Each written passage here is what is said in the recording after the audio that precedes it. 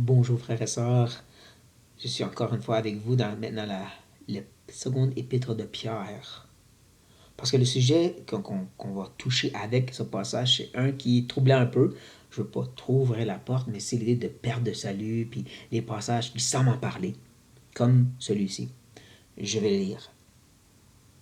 Dans 2 Pierre chapitre 2 verset 20, Pierre dit, en effet, si après s'être retiré des souillures du monde, par la connaissance du Seigneur et Sauveur Jésus-Christ, ils s'y engagent de nouveau et sont vaincus, leur dernière condition est pire que la première, car mieux valait pour eux de n'avoir pas connu la voie de la justice que de se détourner après l'avoir connu du saint commandement qui leur avait été donné.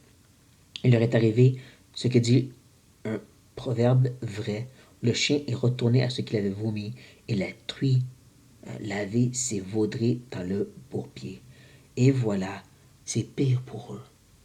Tu peux te connaître Christ, puis ensuite te détourner tellement que c'est comme si tu as perdu ton salut. Ok, on va regarder le contexte. On recule de juste un verset. Un verset. Pierre dit, ils leur promettent la liberté, car ils sont eux-mêmes esclaves de la corruption. Ah, car chacun est esclave de ce qui a triomphé de lui. Donc le il, qu'on l'a vu tantôt, c'est le même il du verset 19. Ils leur promettent la liberté quand ils sont eux-mêmes esclaves. Donc ils se présentent comme des gens qui se sont retirés du monde et qui vivent vraiment pour le Seigneur, mais c'était tout par des œuvres humaines. Ils sont encore esclaves de leur propre corruption. C'est pour ça qu'ils retournent. Ça, c'est pire pour eux parce qu'ils savent de quoi ils s'en sont détournés, puis ils l'ont fait quand même. Maintenant, qui ils sont ils. Hein, c'est qui ces ils? C'est des croyants qui perdent leur salut? Ben, regardez le chapitre 2, verset 1. Il y a parmi le peuple de faux prophètes, et il y aura de même parmi vous de faux docteurs, qui introduisent des sectes pernicieuses et qui, reniant le maître qui les a rachetés, attireront sur eux une ruine soudaine. Tout le reste du chapitre, c'est Pierre qui parle contre les faux enseignants.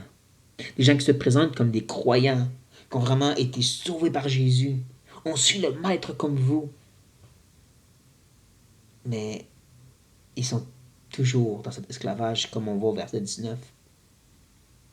C'est pour ça que, sachant de quoi ils se sont détournés, sachant parce qu'ils ont prêché ce message, mais qu'ils ont continué en place, leur état est pire. Parce que tu ne peux pas te sanctifier par tes efforts, tu ne peux pas être une bonne personne. Donc, il faut que tu sois régénéré. Voilà, j'ai été un petit peu plus loin que le texte, mais il faut comprendre. Pierre, il n'est pas en train d'avertir tous les croyants et dire, vous pouvez peut-être perdre votre salut. Non, il dit, les faux enseignants qui se présentent comme étant croyants, mais qui sont là pour vous tromper, ils vont ultimement se perdre de façon extraordinaire. Parce qu'ils vont se perdre d'en haut, à peine des gens en bas. Mais vous allez être en désaccord avec ce que je dis. Comme j'ai dit, regardez le contexte vous-même. Vous allez voir. Pierre fait référence aux faux enseignants. Des gens qui savent et qui ne sont pas dans la foi, mais qui font semblant. Sur ça, mes frères et sœurs, je vous aime. Soyez bénis.